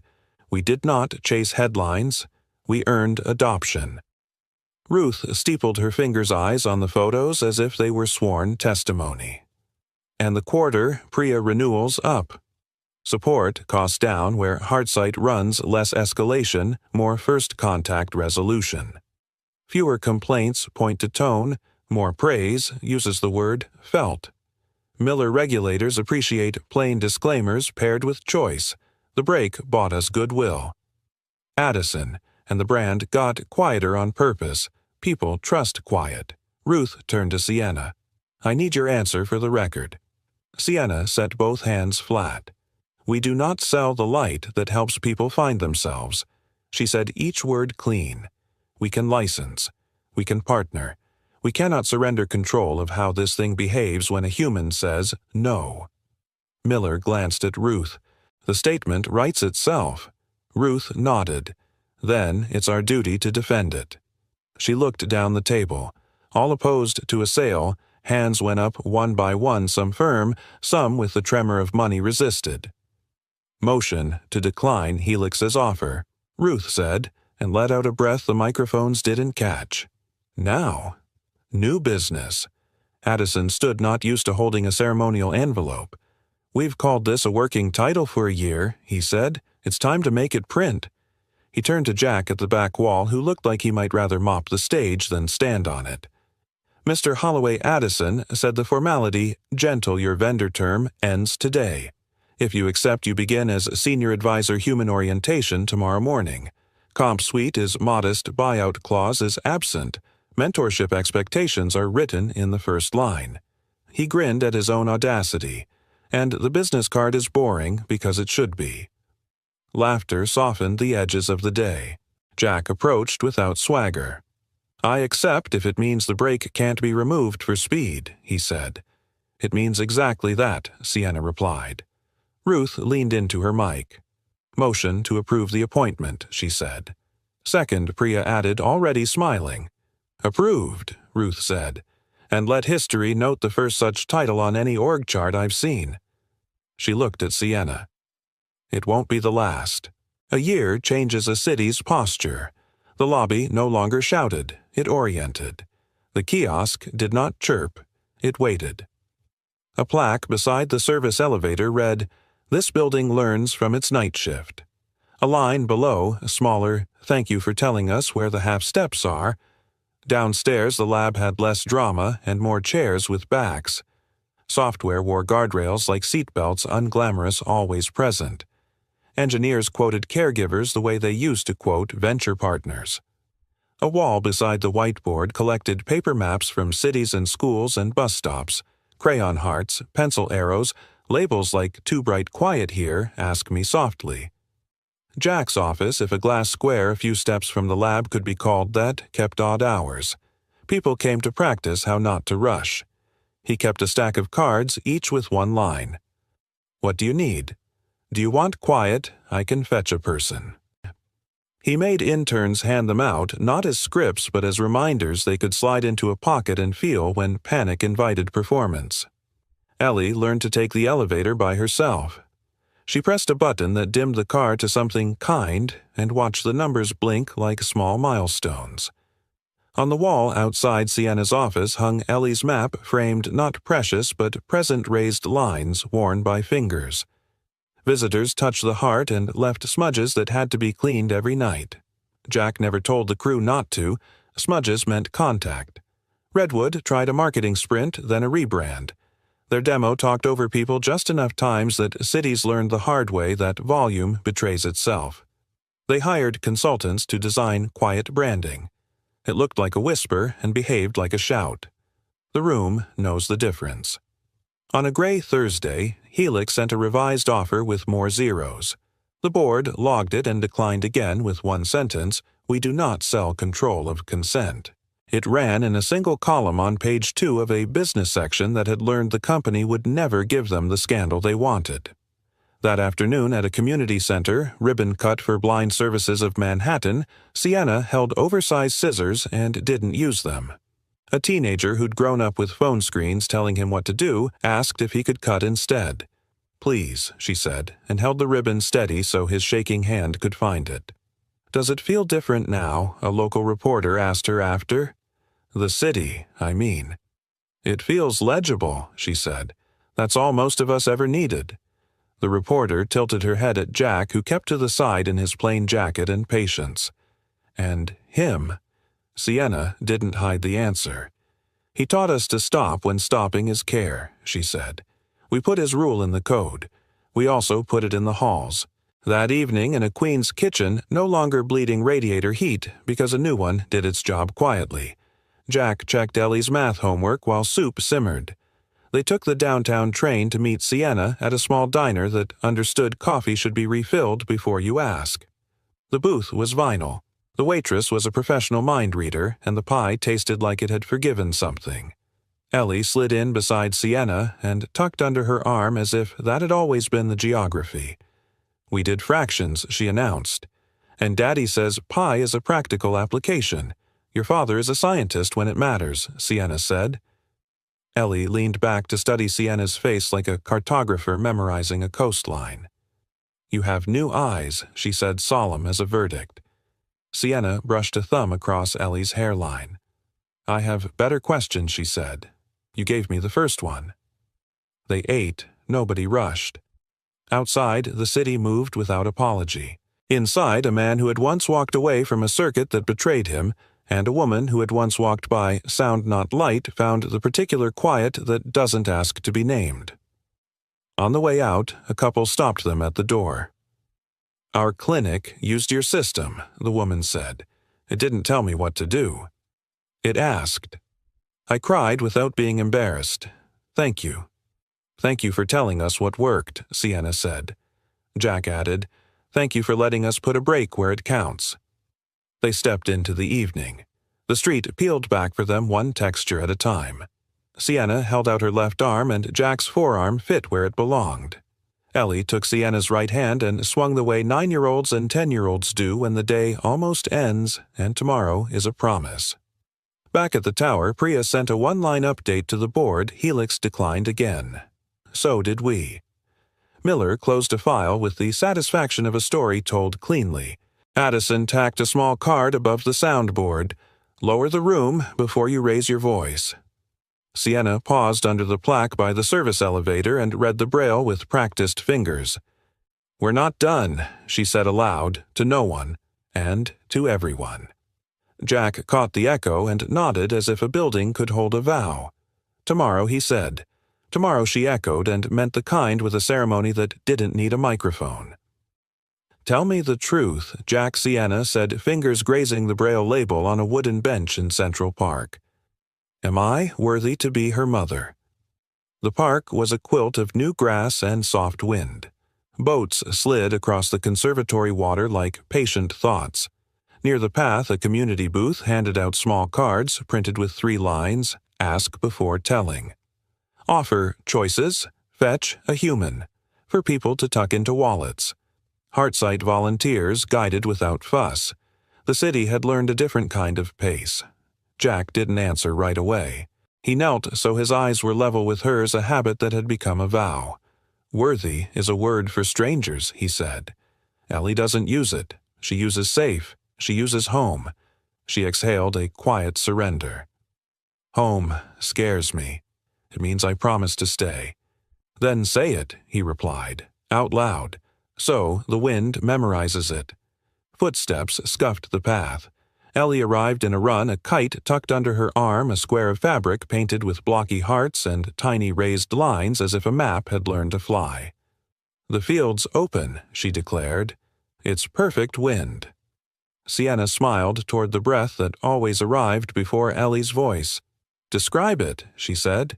Green like the crayon that's always shortest, Ellie reported solemn. Sky like someone washed it. People look like dots until they laugh. She pressed the kite pole into Sienna's palm. You hold, I'll run. Sienna braced as the string tugged, then lifted.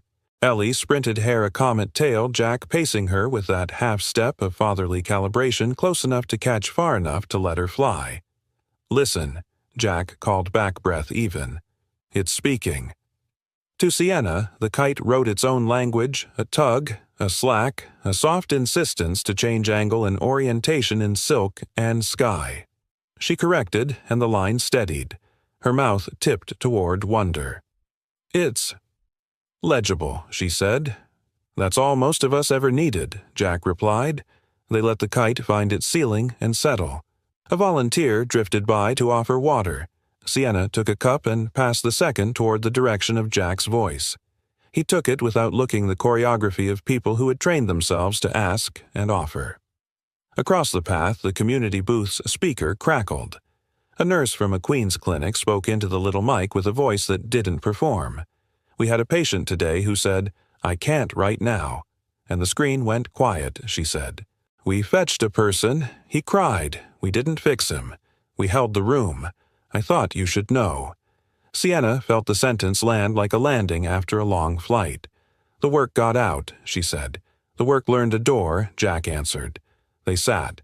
Ellie coaxed the kite lower, laughing when it dipped and surged.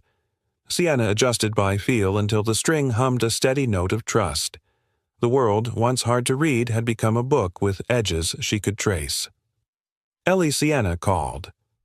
What do you need? Ellie answered without turning. A knot. And a yes. Jack looked between them. The knot I can help with, he said.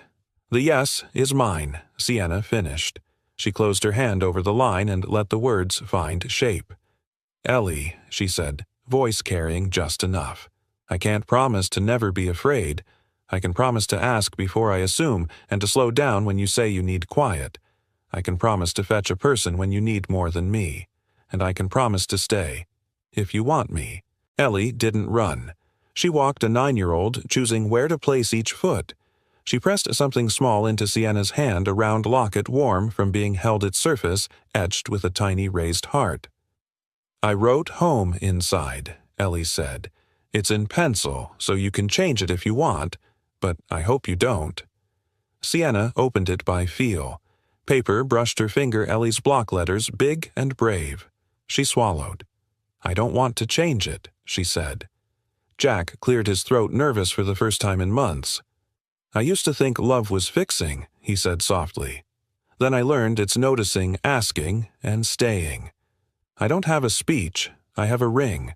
It's simple, like brakes and good floors. He took her hand, not dramatic, just certain. Will you marry me, Sienna Langford? Will you help me raise the bravest mapmaker I know? Sienna's laugh was not performance. It was relief made sound. Yes, she said. Yes to you. Yes to her. Yes to staying. The word filled the small world around them and seemed to make the wind kinder. Ellie bounced, then checked herself, conscious of ceremony. Does this mean I can call you Mom, without parentheses? She asked. Sienna's throat tightened. It means you can call me Mom, like it was always the word she said. The kite swooped as if in applause. Jack steadied the line while Sienna slipped the ring on with his guidance. It clicked in place like a well-set lever. A familiar voice approached the chair. Ruth out of her boardroom armor a scarf instead of a gavel. I was on the west path when I heard your yes, she said. I came as a witness. Do you need anything? 2 signatures and 1 blessing. Jack said, half-joking, wholly sincere. Ruth chuckled. I can do the first 2, she said. She took a folded document from her bag. Domestic partnership today. The rest can follow. And as for blessings, keep building things that kneel to people instead of stepping on them. She signed, passed the pen, and then stepped back the way good witnesses do. From behind the booth, Addison snapped a photo and lowered his phone with the sheepishness of a man who knew better and did it anyway. For your kitchen, he called. Not for a press release.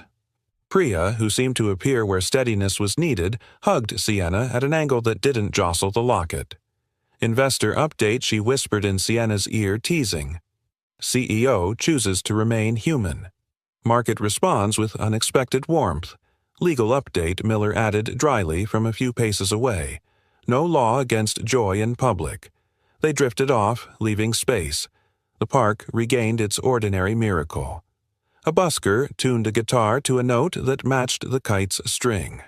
A dog shook off winter and became spring. Sienna turned her face toward Jack. There's one more fear, she said. What if I fail you? What if I miss a step I should have seen? Jack squeezed her hand. Then you'll say I missed it, and we'll mark the floor, he said. We'll write it on the map like we do with everything else. She nodded, relief gathering like light. I spent years being useful to the world and unknown to myself, she said. Today feels like recognition. It is, he said. We saw each other from the start, even when nobody else saw us, even when we couldn't see anything at all. She breathed that in like a vow. Ellie tucked herself under Sienna's arm, the place that had always been waiting for her.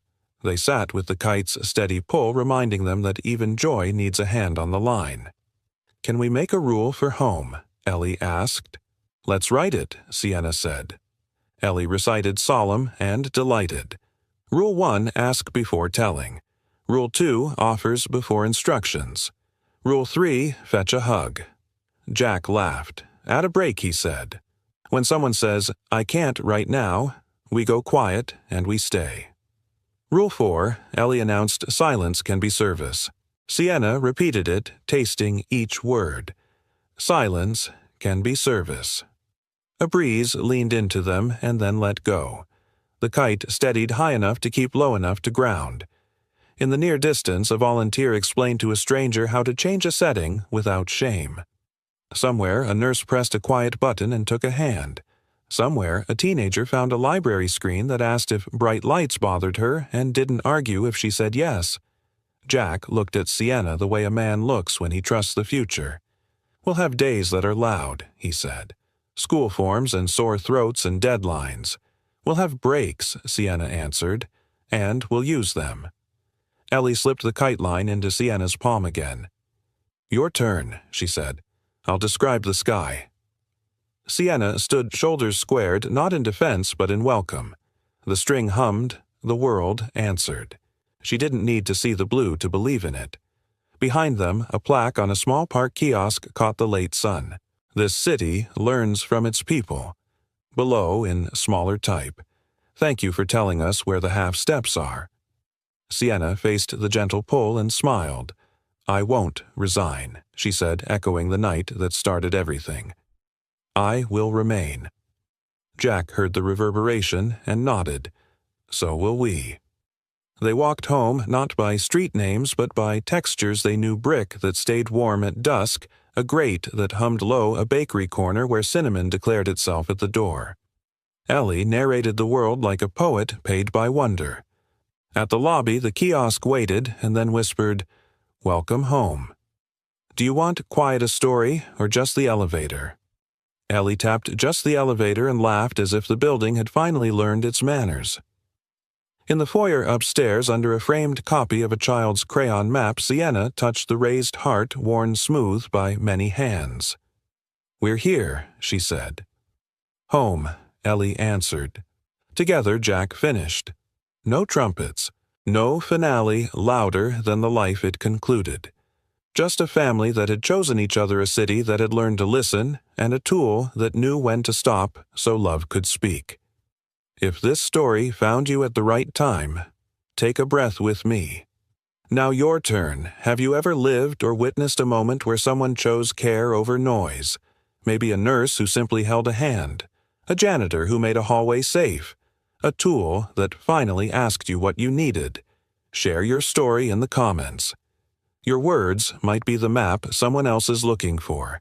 Tell me where you're watching from, which city, which country. I want to know where this community is growing, block by block, heart by heart. And one more question for you. Which rule will you carry into tomorrow? Ask before telling. Offer choices. Fetch a human, or this one. Silence can be service. Drop your choice below and tell us why. If this chapter warmed something in you, please tap subscribe and turn on notifications so you don't miss the next story. It's the simplest way to help this channel keep making films for the soul stories that kneel to people, not just to plot. Share this video with one person who needs to feel seen tonight. A caregiver, a teacher, a night shift hero, someone learning to trust the quiet again. Thank you for spending your time and your heart here. Your presence is not just a view, it's part of the story we're building together. Until next time, walk gently, speak clearly, and leave a light where someone else might need it.